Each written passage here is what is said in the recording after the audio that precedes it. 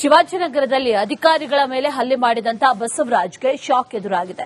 ತನಿಖೆ ಚುರುಕುಗೊಳ್ತಾ ಇದ್ದಂತೆ ಒಂದೊಂದೇ ವಿಚಾರಗಳು ಕೂಡ ಹೊರಗೆ ಬರ್ತಾ ಇದೆ. ಮನೆಗೂ ಕೂಡ ಈಗ ನೋಟಿಸ್ ಜಾರಿಯಾಗಿದೆ.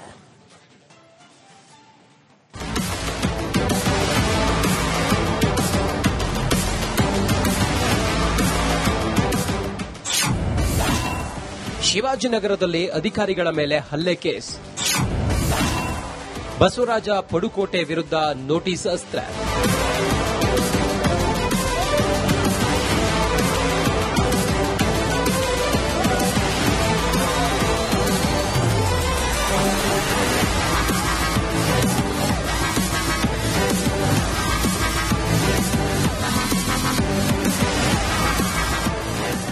ಅಂದು ಜುಲೈ 21 ಕೇಂದ್ರ ಪಾಲಿಕೆ ವ್ಯಾಪ್ತಿಯ ಶಿವಾಜಿನಗರದಲ್ಲಿ ಆಪರೇಷನ್ ಫುಟ್ಪಾತ್ ನಡೆಯುತ್ತಿತ್ತು.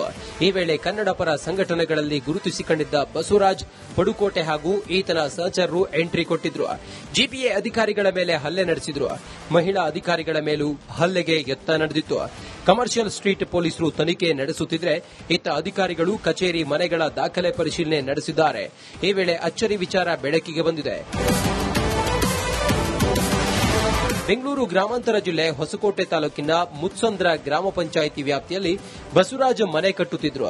ನಿಯಮ ಉಲ್ಲಂಘಿಸಿ G+5 ಕಟ್ಟಡ ನಿರ್ಮಾಣ ಮಾಡುತ್ತಿದ್ದ ಆರೋಪದ ಅಡಿ ನೋಟಿಸ್ ಜಾರಿ ಮಾಡಲಾಗಿದೆ. ಅನುಮೋದಿತ ನಕ್ಷೆ ಉಲ್ಲಂಘಿಸಿ ಹೆಚ್ಚುವರಿಯಾಗಿ ಮಹಡಿ ನಿರ್ಮಾಣ ಆರೋಪ ಇದ್ದು ಕ್ರಮ ಕೈಗೊಳ್ಳೋಕೆ ಮುಂದಾಗಿದ್ದಾರೆ. ಕಾಮಗಾರಿ ಸ್ಥಗಿತಗೊಳಿಸುವಂತೆ ನೋಟಿಸ್ನಲ್ಲಿ ಉಲ್ಲೇಖಿಸಲಾಗಿದೆ. ನಿರ್ಮಾಣಕ್ಕೆ ಸಂಬಂಧಿಸಿದ ದಾಖಲೆಗಳನ್ನು ಸಲ್ಲಿಸುವಂತೆ ಸೂಚಿಸಲಾಗಿದೆ. ನಿಯಮ ಉಲ್ಲಂಘನೆ ಮುಂದುವರೆಸಿದರೆ ಕಾನೂನು ಕ್ರಮದ ಎಚ್ಚರಿಕೆ ನೀಡಲಾಗಿದೆ.